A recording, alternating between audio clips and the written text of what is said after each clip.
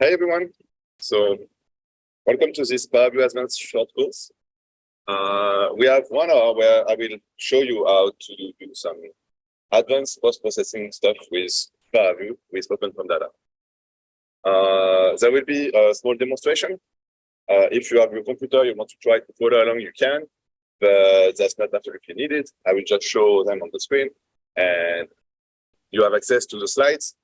In the slides, all the exercise are detailed, so you can try to reproduce that for yourself using the slide later on, tonight or tomorrow, or we can even discuss them together.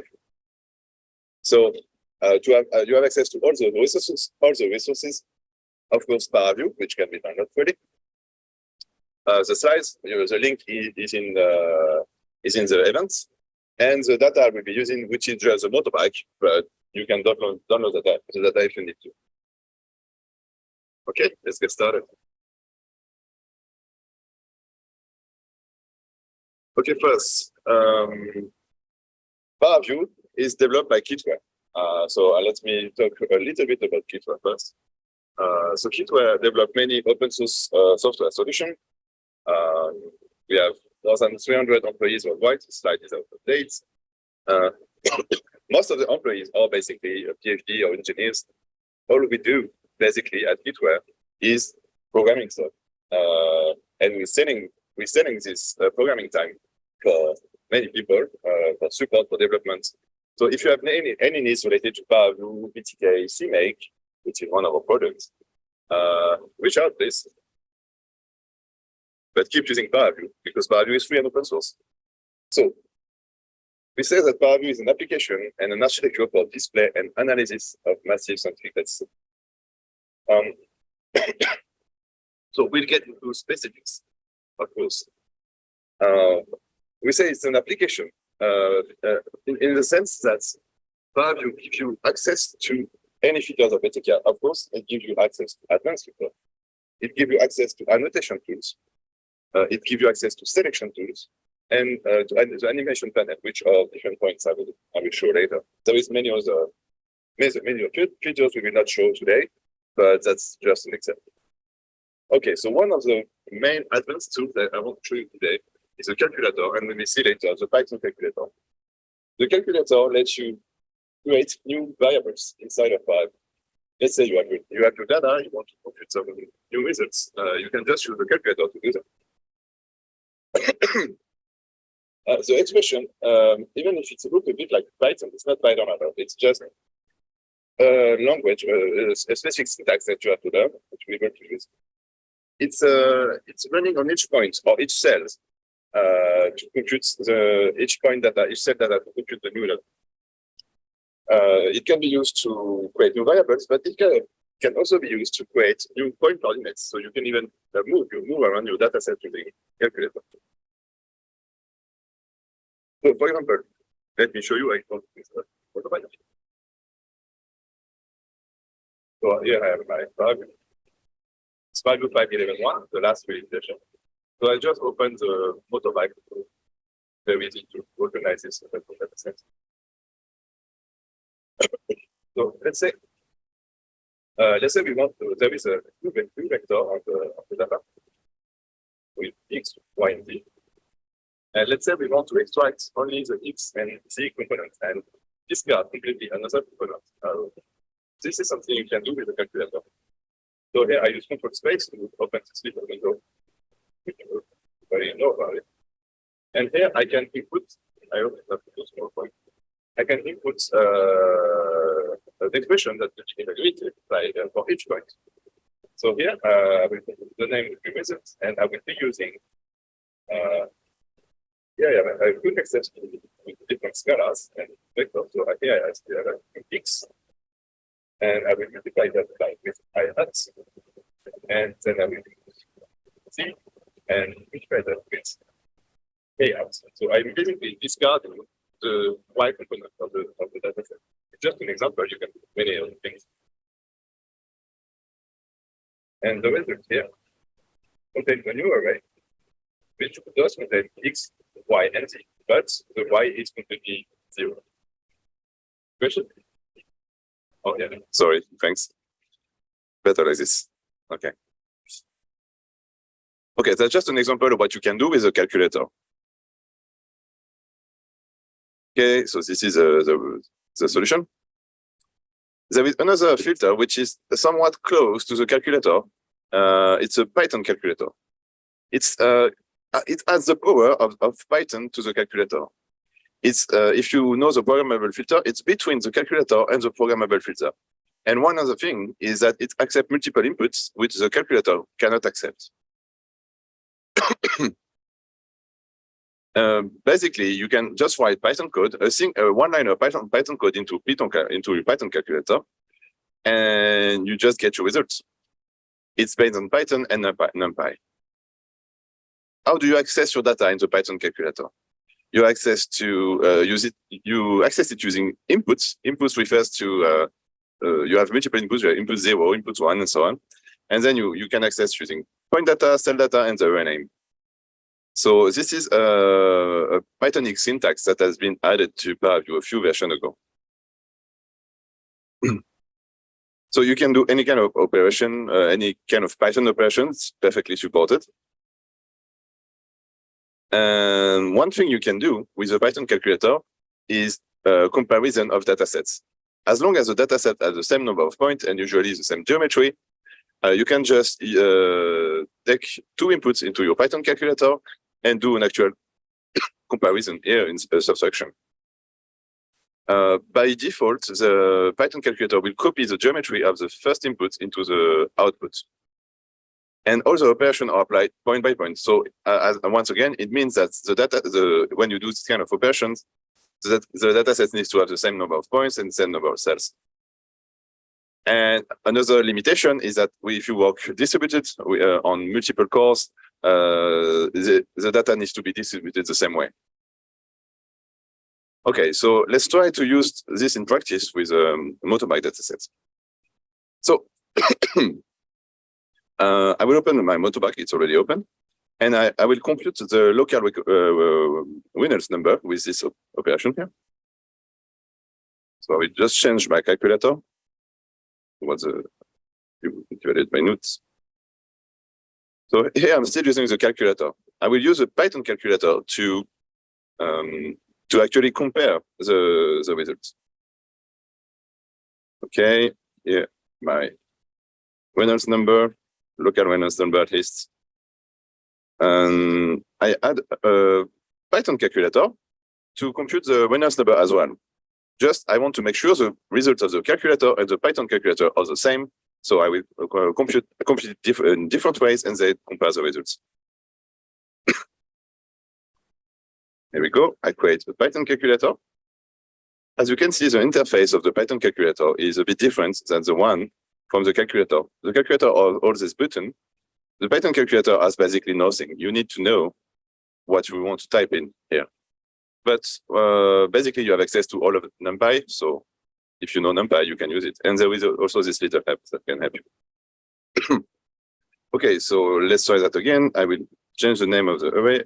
The result array will be array.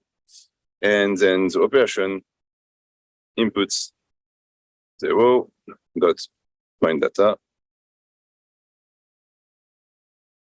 of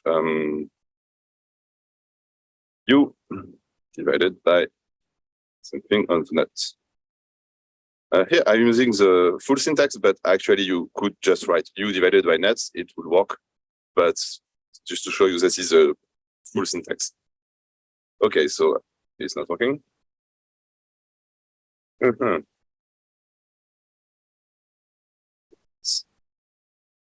Let's try this one. This. Okay, I'm not sure why it was not working before. Let's forget that. Okay, so I have my two results here. So now let's compute the difference between these two winners number to see how it goes. So to do that, I add a Python calculator, but I select both at the same time and add Python calculator. So now the second Python calculator will have two inputs. So the expression would be something like that.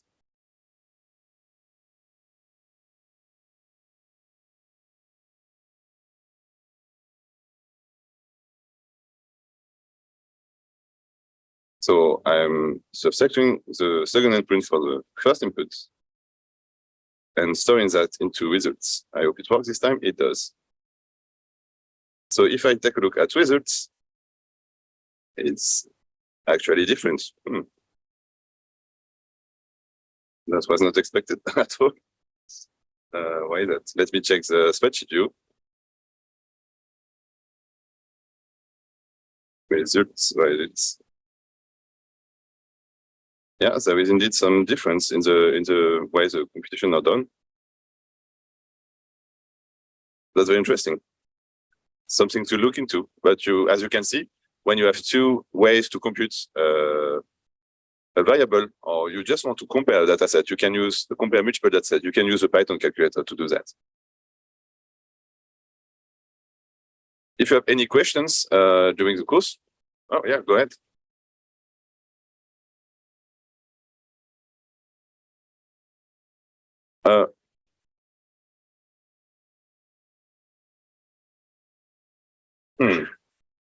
That's a good point. Let me check.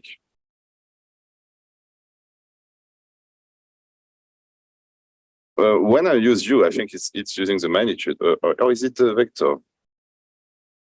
Let me check. Maybe that's, yeah, it is a vector. I should have been using the magnitude. That's correct. Thanks a lot.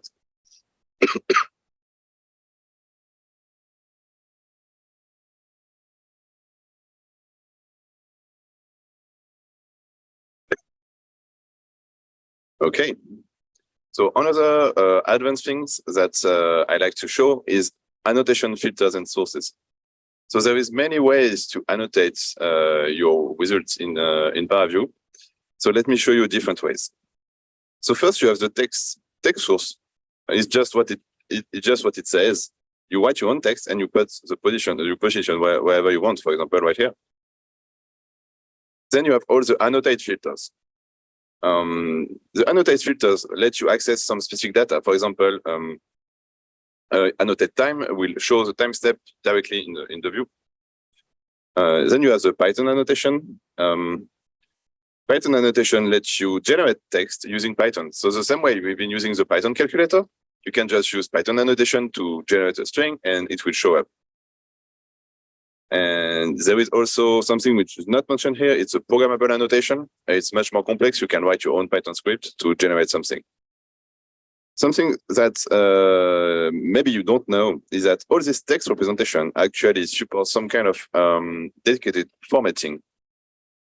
So, for example, you can generate this kind of formatting with LaTeX-based rendering, with different cells and actual borders inside.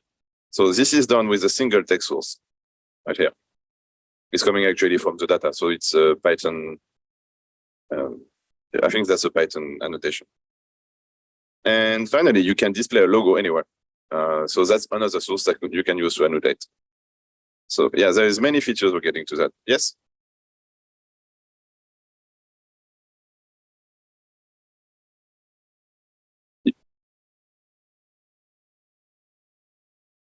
Yes.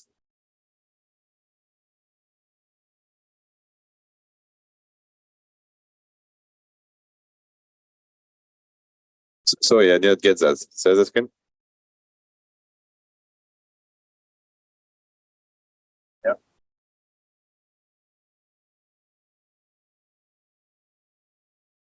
Yeah. Oh, you want a file that specifies that it's an annotation. When you open the file, it shows up as an annotation in the XYZ location. That's right. You need to create a programmable annotation that will do that for you. In a programmable annotation, you can basically read your file. Just read it as a CSV file, basically, and then generate the string, and then it will show up wherever you want. But it's completely custom.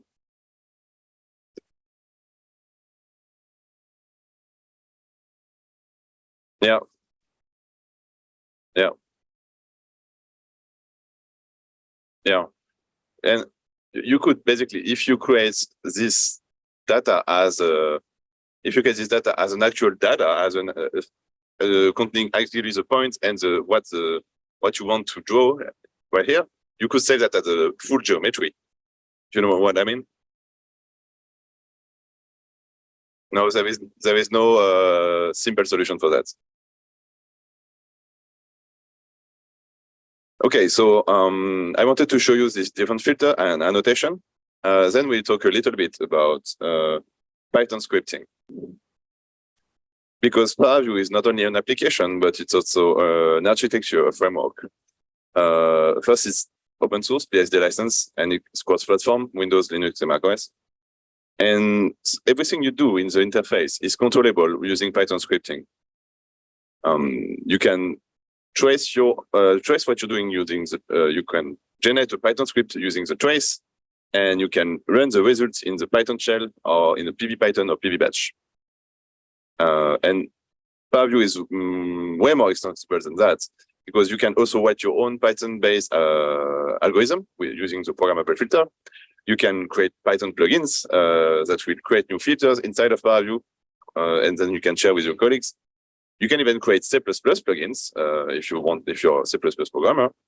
And you can even create ParaView-based application like ParaFoam is basically. So basically, you take what parts you need and you extend and customize it. Of course, we'll not talk about everything here. Okay, so client-side programming. Basically, everything you do in ParaView is programmable in Python. In essence, the GUI, the interface you're using in Qt, this is just one program that interacts with the core of ParaView, which is the server logic and the pipeline and PTK and everything. So you could create your own in C++ if you want, but it takes some time, but that's possible. Or you can use PV-Python to do that. You could basically use PV-Python to control the way ParaView behave and even create your application in Python using that. So why do we want to use PV-Python? Well, for example, instead of always doing the same thing in ParaView, you click here, you click that, you do that, you do that, you could automatize this using a Python script. And once you know your workflow, you can run it with a toy dataset, and then you send it to your HPC, and on the HPC, you run it on a big dataset, and you automatize it with PV-Python. You can even run that distributed using PV-Batch. I will show you.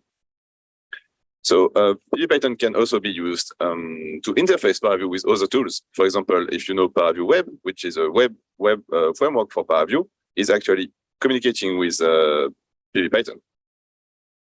And you can also use PV-Python to add some macros. A macro is just a button. When you click on it, it does some actions. That's just a macro. Okay. So how do we access PV-Python? Well, in ParaView, you have the Python shell. Then you have PV-Python and PV-Batch. As I said, PV-Batch is basically MPI augmented PV-Python. You can run it distributed, but it's not interactive. How do we start using PV-Python? The simplest way to use PV-Python and to create some Python script compatible with PV-Python is to use a trace. Basically, you go to Tools, Start Trace, and then ParaView will start generating this Python script once you do some actions in the interface. And then when you're finished, you do Tools, Stop Trace, and you save your script as a Python script. You can even save as a macro to generate a macro right away. Any questions? Okay. Yes?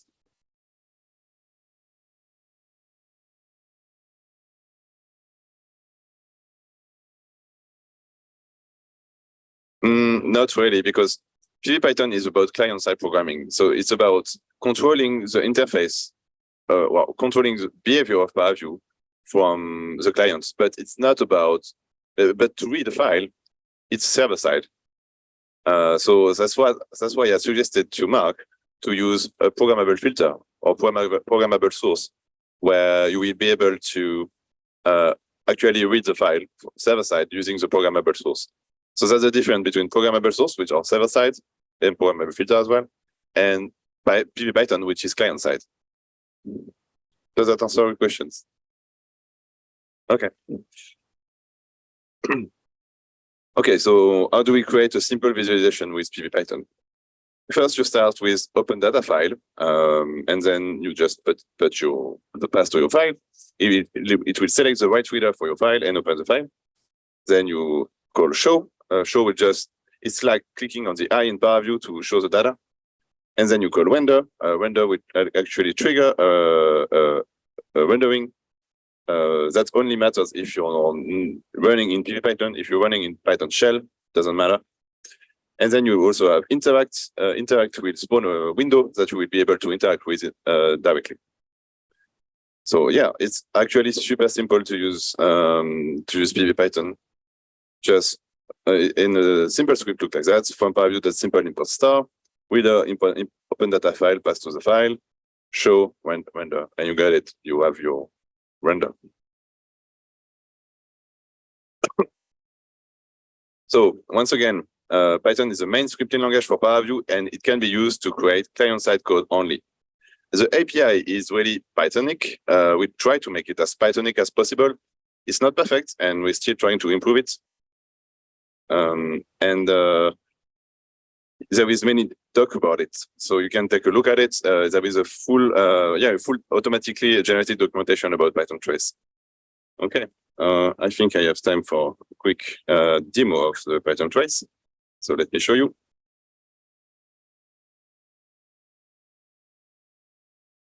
So here I have a empty ParaView. I will just start the trace by going to Tools, Start Trace. Why is it right here? I don't change anything but show incremental trace to show the trace being generated.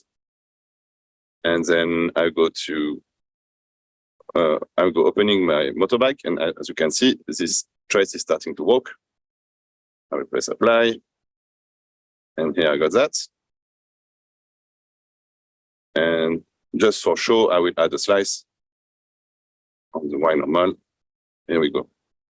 And then I will just stop the trace. And I will save it as a macro. Why not? Just to show you the feature.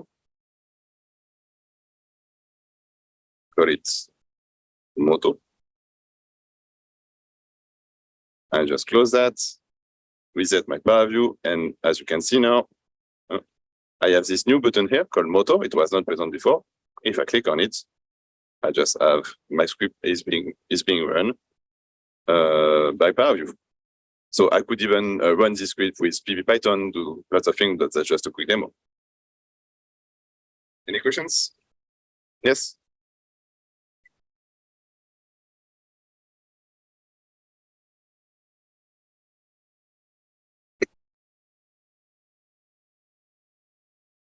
Okay, so we make sure that we are backward compatible.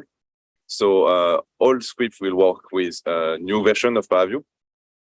New script may not work with all version of ParaView, of course. We don't know the future. Yeah. We actually making sure every time we change something, we actually add the deprecation stuff to find, okay, there is a new path you need to take and stuff like that. Of course, if that doesn't work for you, let me know. That's a bug, we need to fix it. Okay, programmable filter. So that was what I suggested to Mark, basically. So everything I said about client scripting, you can basically forget here. Here we are talking about server-side Python scripting.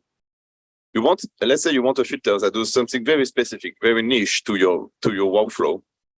Well, you can do that with a programmable filter. If you already know how to write VTK Python code, you already know how to write programmable filter because that's the same. And you can access it into programmable source, programmable filter, and programmable annotation.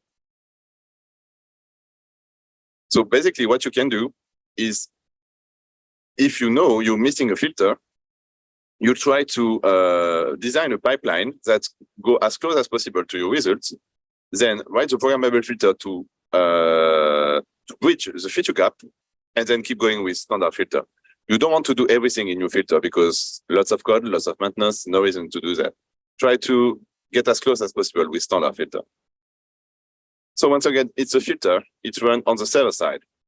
The default behavior is to produce a copy of the input to the output. So if you don't input anything in the programmable filter, it will still do that. And you also have to choose the output because by default, it will be the same as the input, but you can change the output if you want, and you have to think about it as soon before the first apply. So it's exactly, yes. It's a shadow copy, of course. But it doesn't copy. It doesn't even copy the shadow copies arrays. It only shadow copies geometry and the topology. So the programmable filter is exactly the same as using VTK Python, but it's not at all the same as using PV Python, as I said before. So you never should do from ParaView simple import star, for example, in your programmable filter. Yeah, you also have access to NumPy and the dataset adapter. So the API I shown you in the Python calculator with the input 0.pointData, that kind of stuff. It does work here. And you can use these objects, this NumPy object to work with. If you need to access the VTK object, is also available. Okay, so I will show you a quick programmable filter to compute a cumulative sum of a value across the space. So let me quickly show you. Here, I will open my motorbike again.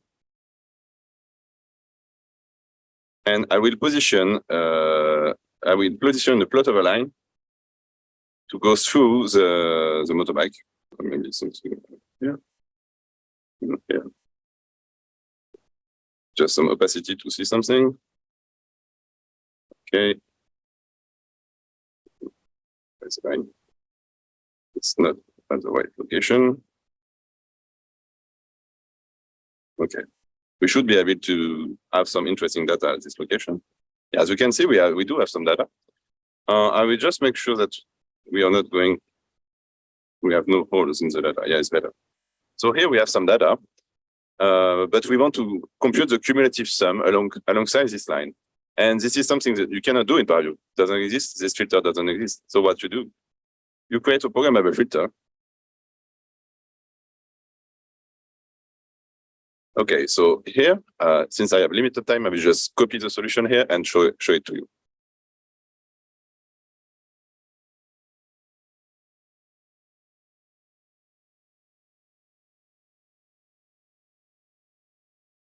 I will show it to you in the big terminal. It's better.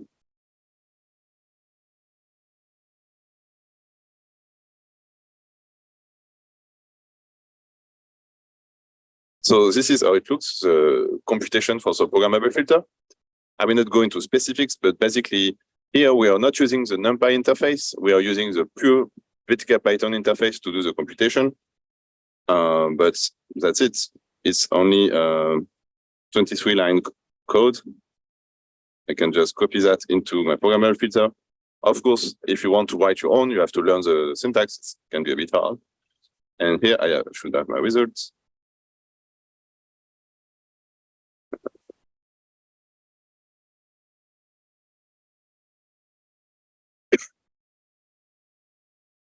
Yeah, here we go. Just for sure, if you were using the NumPy version, the NumPy API, it will look like this. So it's only a 3-line code because there is a cum sum in NumPy. So it's a bit easier to do. Okay. So yeah, lots of documentation about the programmable filter as well. So you may want to take a look. You will find lots of examples, something to start with when you want to create your own. So take a look. So we've talked about programmable filter, but what if I tell you that what you've done in the programmable filter, you can actually convert that into a plugin, and you can convert this filter into an actual filter, which will be available in ParaView with their settings and everything, with their different properties.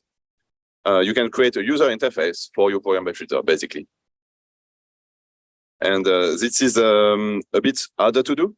You have to, if you look at the way it's implemented, you have to use Python decorators. You have to learn the XML syntax. So it's a bit hard to do at first, but you can find online some good example. So if you're working a lot with programmable filter and want to share them with your colleagues, I suggest you to try to convert them into Python plugins. Okay, so that's it for computation. Now we'll talk about advanced rendering techniques. Because after all, ParaView is for display, and there have been many improvements into the different rendering techniques in ParaView recently. So we talk about shader-based representation, what it is and how to use them. We talk about volume rendering. We will talk about physically based rendering, and finally, ray tracing. So when you work with a classic representation in ParaView, for example, a surface, it's more or less like a filter. It will just compute something to give to the GPU, and then the GPU will just render it.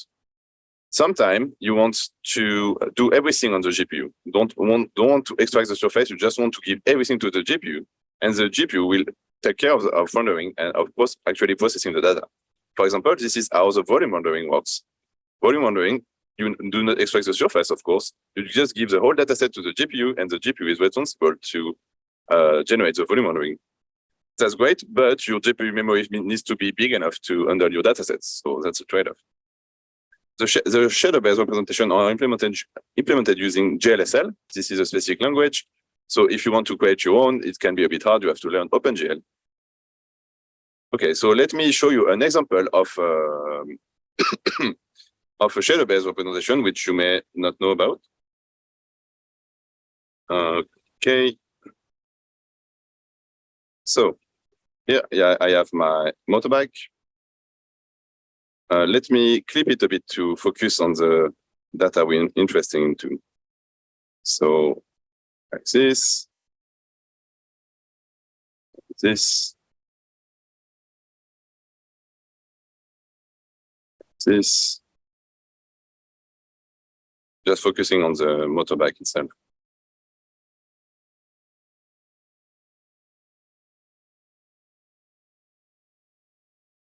Okay, now I have a box which is much smaller. Just hide it. And I will show you how to use this streamline representation plugin, which actually provide a new shader-based representation. So I go to the plugin and find the streamline representation, which is one of the many plugins of ParaView. If you have any questions about the plugins or what they do, just don't hesitate to ask. So now I can show my dataset again and switch to streamline. It's a bit hard to see anything, so we just open the motorbike again to actually show the motorbike inside. That's okay with some opacity. Okay, and maybe I should need to click a bit more. Which one? This one.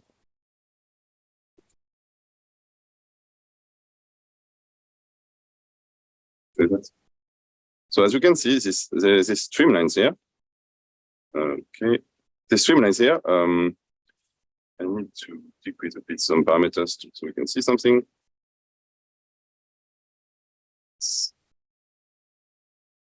Reduce alpha and max activity. Okay.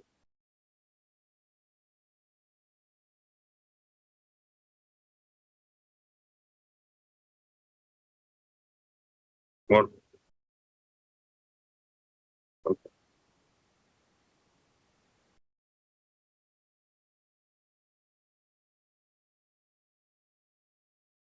Okay, so just to show you that this kind of I think it's much better on my screen than what you can see right now, because the stream make it very laggy. But on my screen, it's super smooth. And how does it work? It basically sends the whole volume to the GPUs, and the GPU computes real time how the streamlines are moving. So this is a very nice looking rendering. Of course, right now doesn't look great, but yeah. So this is one example of a shadow-based representation.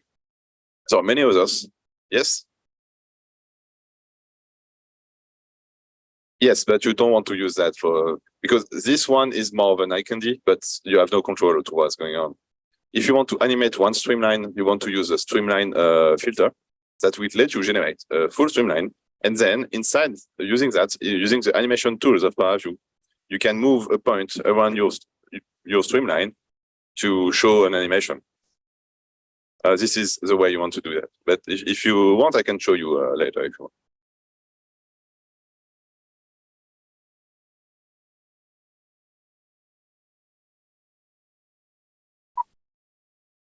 Okay, but there is another shadow-based optimization which is used a lot. Why? Okay, it's volume rendering. Of course, volume rendering is pretty standard in visualization, but in ParaView it's been improved a lot recently, and we have multiple implementation of volume rendering and multiple features inside the implementation of volume rendering that you may want to know about. For starters, in ParaView you can show contour and slice inside the volume rendering directly, as long as your dataset is VTK image data. So you can get this kind of render.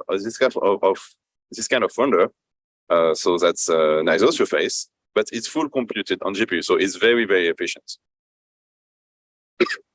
To access this, let me show you.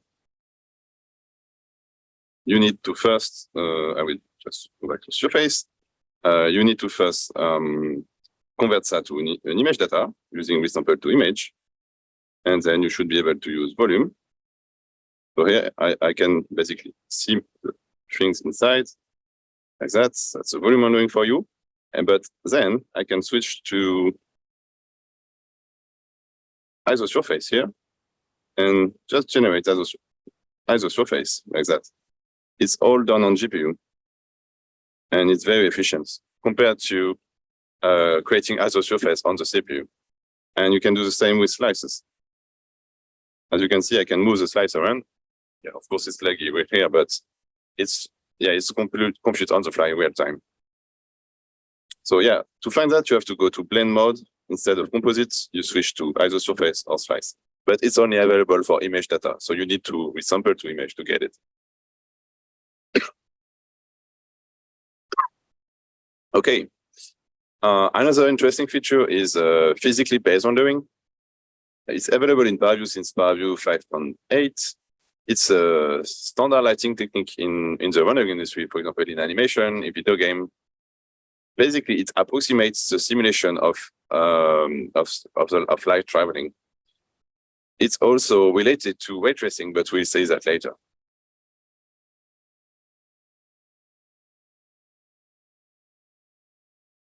Okay, so let me show you how to use PBR on the motorbike. Okay, so here I will just extract the motorbike. I think it's right here. I don't need to. Yeah. Right here.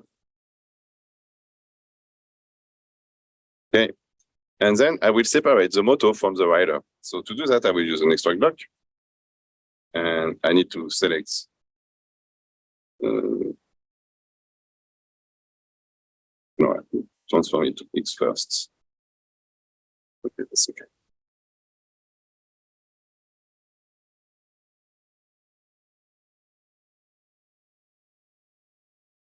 Extract the rider. I want to give the rider a different lighting than the bike. That's why I'm doing that. Okay, that's the rider. And then I will extract everything but the rider. Right here.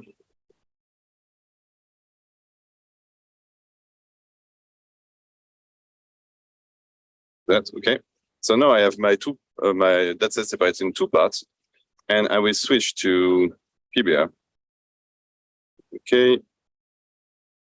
It's right here. So to switch to PBR, you have to change the lighting and temperature to PBR instead of Guru. As you can see, it already looks different, and I will do both. I will do that on both. But then I will increase, to show you the difference, I will increase the metallicity of the bike.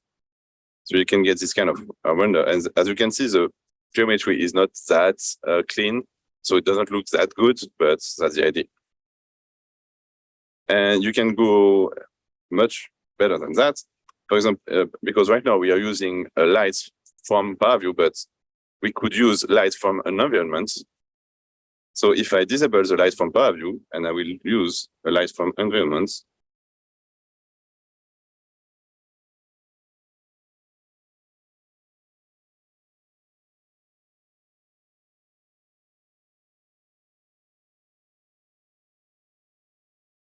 That's sadly is on the side.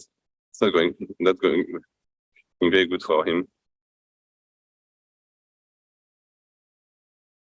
And switch to solid color.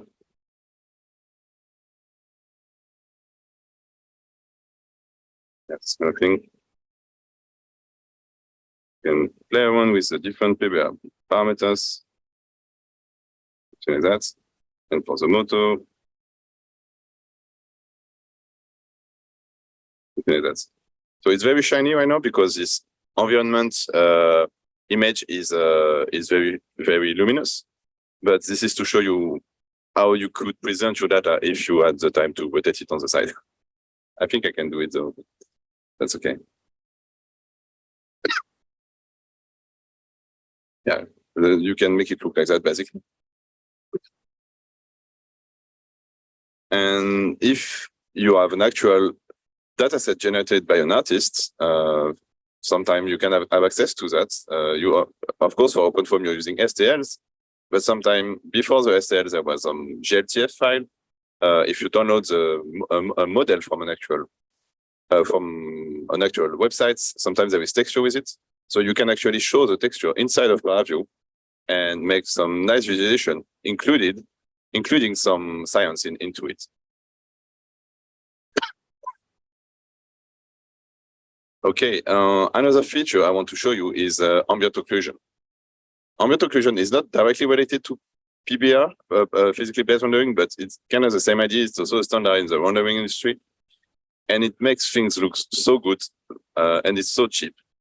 You don't like it, Thomas? Why? Okay. So let me show you how it looks on the motorbike. So here's my motorbike again. The problem with this intricate geometry is sometimes you have a hard time understanding where is things compared to each other. You have a problem of depth perception. Ambient occlusion is here to fix that. If you just enable it, it gives you something like that. So you have a much better understanding of what's inside, what's outside, kind of thing. It's just one checkbox. It's super free. In terms of computation, it's free. It doesn't take you any time. I think there is even a parameter for it that changes the way it looks. We check. Yeah, I think that's one. That's photo mapping. Okay. And finally, in terms of advanced rendering techniques, you have ray tracing. Ray tracing is basically the idea is to simulate the behavior of physical light rays. It can be very costly to use this kind of rendering techniques because you will use many rays. It will use lots of CPUs. In ParaView, there is two backends, NVIDIA Optics and Intel Westphal, which you can use. This is what you can generate using the motorbike with NVIDIA Optics. This kind of rendering where you merge scientific data with nice looking rendering. And this is the same one using Westphal. So basically, by spending 1 hour on your data, you can generate this kind of things, which not only give you some insight on the science, but also give you some very nice image that maybe we'll be able to share with more people. Don't hesitate if you have any questions. Okay. For our last section, we'll talk about the client-server architecture of ParaView. Indeed, we say that ParaView is made for massive scientific data sets. So indeed, ParaView can run on your netbook. It can also run on HPC. It supports parallel rendering. It can connect to in situ. I'm not sure if you're using OpenFOAM in situ connector, but you can connect OpenFOAM simulation directly to ParaView. It's not covered by this course, but let me know if you have any questions. However, we indeed want to use ParaView with a distributed server that will be able to open bigger data set and post-process the data sets much faster. But I say faster, but sometimes it's not only about being faster, it's just being able to open the data, because if it's too big, you will not be able to open it on a single computer. If you add more machine, if you add more cores, more nodes, you will be able to open your big data set and to post-process it, or even to have interactive visualization of the data. How does it work actually? Well, the data processing of ParaView can use MPI to make ParaView make the server, so we communicate with each other. So basically, you run multiple servers and they communicate with each other. And the distribution is done at the data level, which means that each server will process a part of the data. Then each server will actually render their own part of the data. The resulting image will be sent to the clients and shown on the clients. Using this technique, we're able to work with billions of cells without issues. And even to have interactive data sets with dozens of millions of cells. So once again, it's about the data. The data has to be split. In OpenFOAM world, it's a decomposed data set, basically. And the same pipeline is being run on each server. So when I was creating my pipeline with my clips and everything, if the data was distributed, the same pipeline would be run on each server.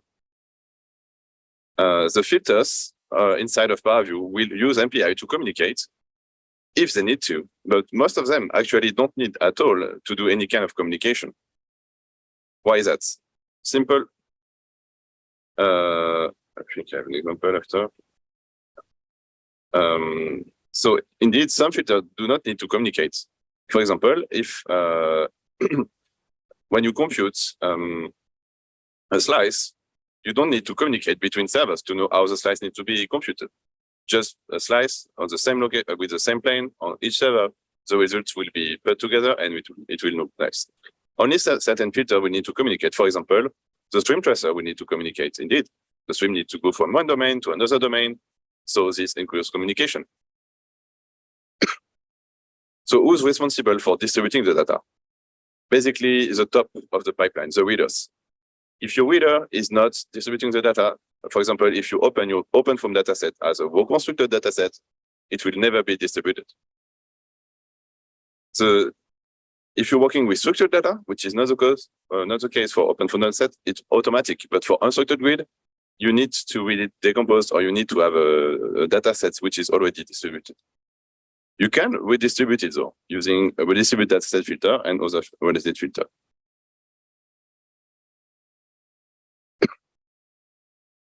So this is how it looks for an example for 4 processes on a structured dataset with a contour filter. As we can see, it's computing some contour on these bubbles.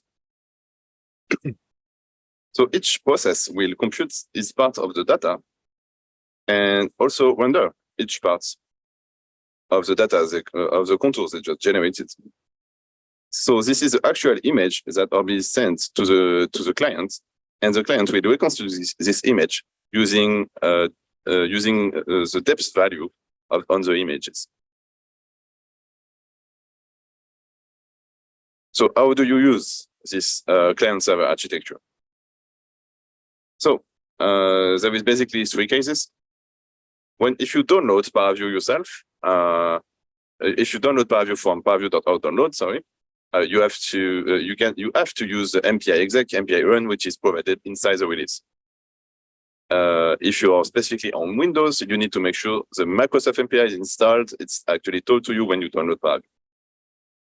If you compile ParaView yourself, or if you use ParaView on an HPC, which ParaView has been compiled usually by the IT of the HPC, then you have to use the MPI on the system.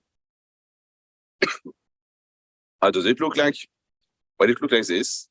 So if I downloaded ParaView on ParaView.org download, it will I will just use MPI exec, which is provided inside of ParaView, and run PV server like this. Then once the server is running, I can just connect to the server. Of course, when you're on an HPC, you may need to create some SSH tunneling, this kind of thing. So basically, ParaView needs to be able to talk with the PV server using classic TCP/IP communication. So you need to figure that out, what's needed for that. Usually, a simple SSH tunnel should do the work. So you configure that, you give it your server name, you're giving the host. So here is localhost because this is local, but it could be the IP of the server. And the port, so by default, the port is 1111, but you can change it if you have some constraint about that. So what I showed you here, you can actually completely automatize it. So you don't, for the exercise, I will show you how to run it manually, but you can put that into a script, that the script will be run automatically when you connect to the server. So you don't need to think about anything, just click on the server. And usually this is how people, once they set it up, they don't need to think about it, just click, it's work. So yeah, you basically do 5 connects, you choose a connection, you choose the server you created, and then you're able to work distributed. So yeah, let's try to do that with the motorbike. Okay, so I will just start a distributed PV server. So let me show you with a big terminal.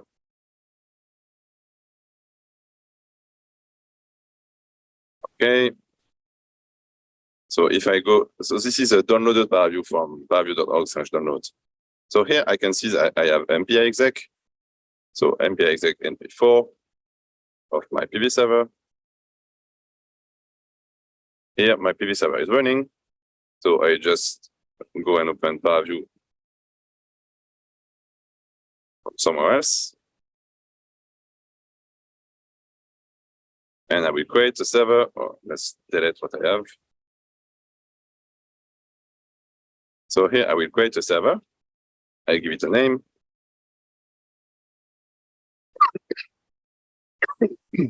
So the host is localhost because it's running locally, but of course, in real use case, you want to connect to a distant server. And the port is 111 because I did not change it. I configure it, I save it, and I connect to it.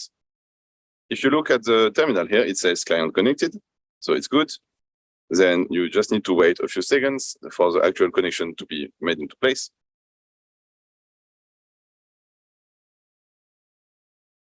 Okay, it's good. So right now I can see that I'm connected to OF18, and I can just try to open my motorbike.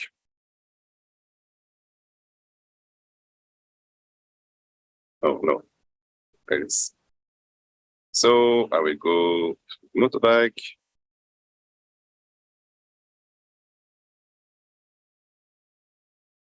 But I need to make sure to open it decomposed, because if I do not open it decomposed, it will not be distributed, which is not what we want. So I open it decomposed. How do I check I'm actually running distributed? Sorry.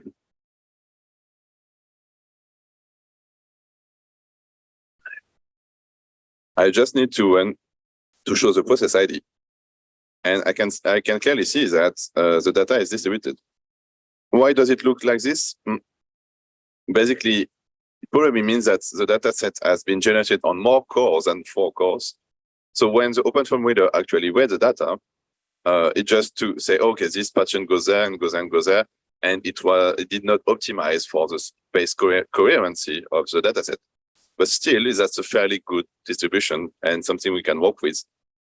If I add a slice into that, you can see that the slice will still be distributed. For example, I will just move it a bit here.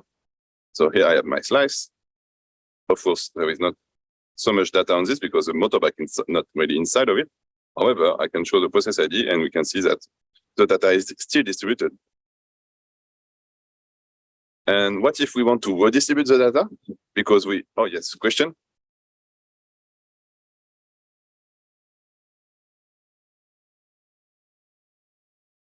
It's a decomposed data set, yeah. Yes. I think that was generated on 16 processor, but it was a long time ago, so I will need to check the files.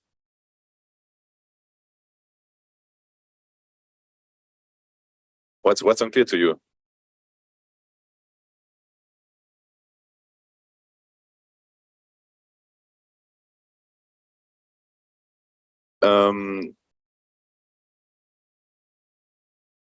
Yeah, that could be possible, but it really depends on the format you're using. So if you have specific questions about the OpenFOAM reader specifically, I would suggest you to ask Mark.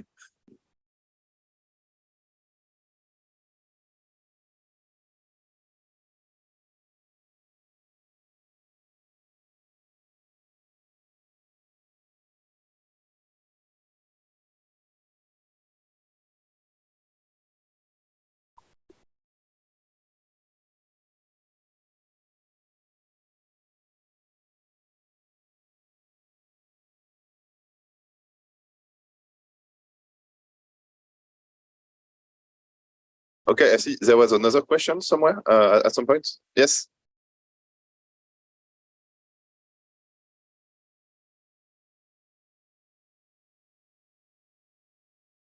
Can you speak up a little bit? Can you speak louder? I can't.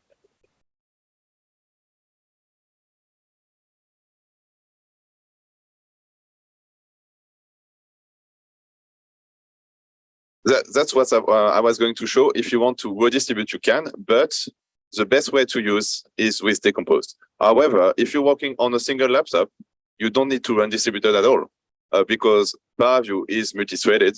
So you will still use all your CPUs for most operations. But if you're working on an HPC, you definitely want to use distributed datasets, decomposed datasets, yeah. And if you want to redistribute for some reason, well, you can use a redistribute dataset filter. Just like that, you can see that I have no new distribution. And as you can see, the small space incoherency have been corrected by the redistributed dataset. But this operation can be very expensive. So you don't want to do it like every time. You just do it if your data is not distributed, or if you have very strong problem of data distribution. Yes?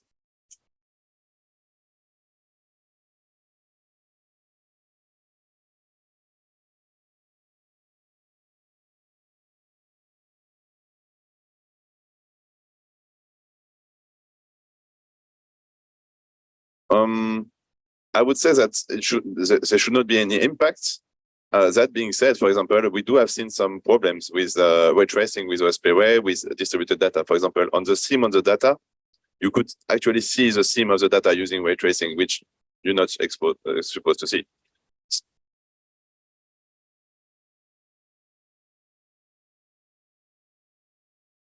Sorry, speak louder.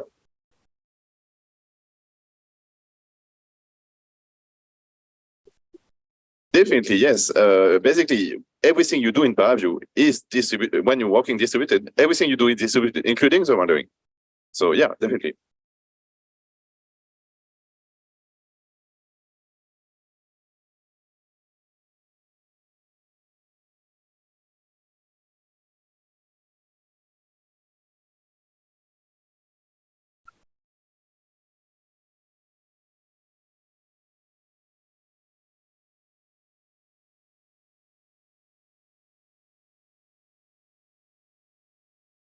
Yes, another question?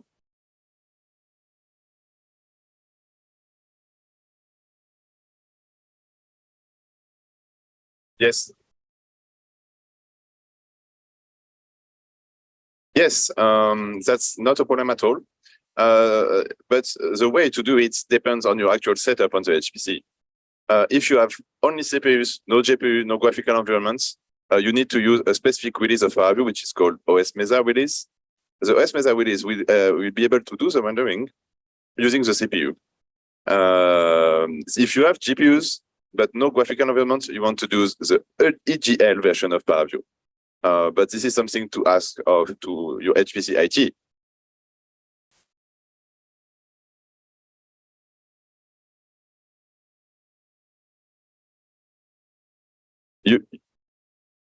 Do you have SSH access to this HPC? Can you connect with SSH? If you can connect with SSH, you can set up a SSH tunnel that will let you connect your ParaView client from your laptop to the PV server on the HPC, and that will just work.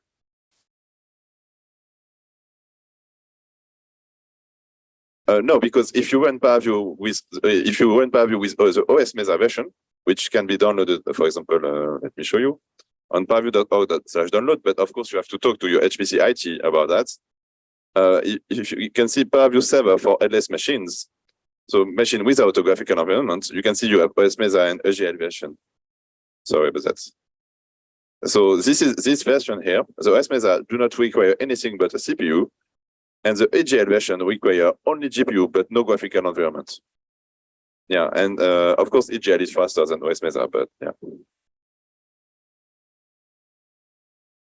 Okay. Yeah, go ahead.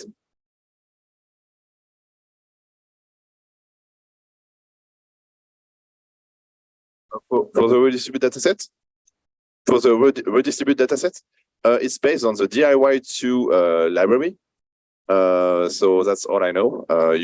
But it's using DIY2 and the DIY2 heuristic, but that's all I know.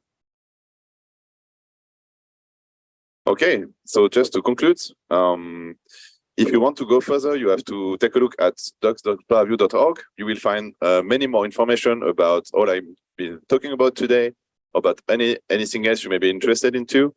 It's very comprehensive. There is tutorials, advanced tutorials, so anything you may look for in terms of documentation will be there. There is also the documentation about Python scripting will be there, programmable filter, everything's there. And then if you have questions, you have to go to discourse.paraview.org, where you can ask any questions about ParaView, and the community will be happy to answer, even myself, probably.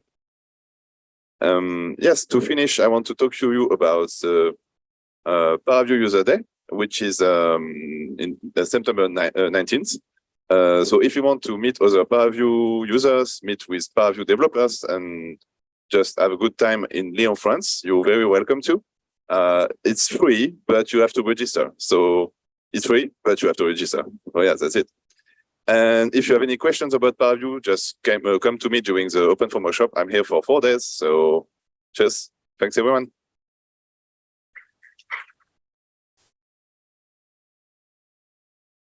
Yes.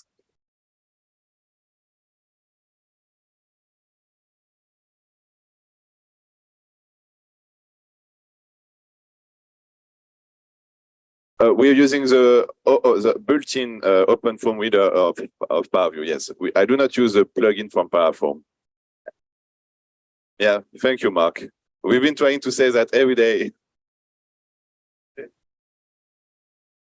Yeah, absolutely. Any other questions? Yes.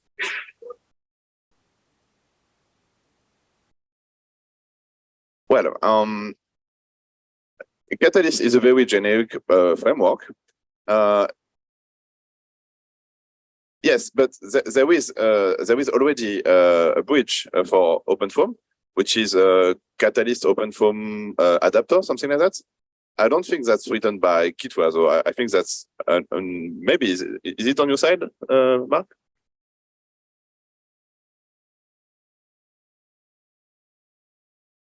Oh yes, it's Catalyst 1, right? Yeah, yeah.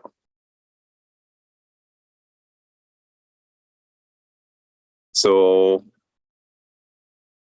yeah. And to be honest, the new version of Catalyst is not, well, it's still changing, there's still new stuff. We have this Adios Catalyst module, which being developed, which lets you really explain how your data is, and so you don't need to do anything. Adios take care of transmitting your data, so there's many new stuff about that. So I can understand that taking some time to actually use a new version.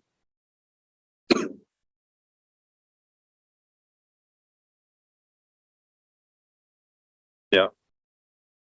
Yes.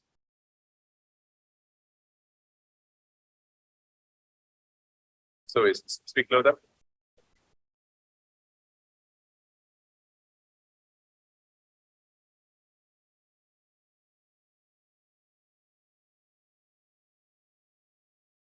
So you're talking about the range of the data? But what do you want to do with the range of the data?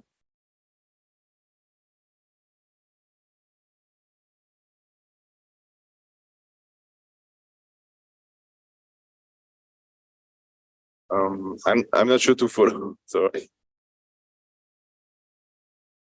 Yes, yes.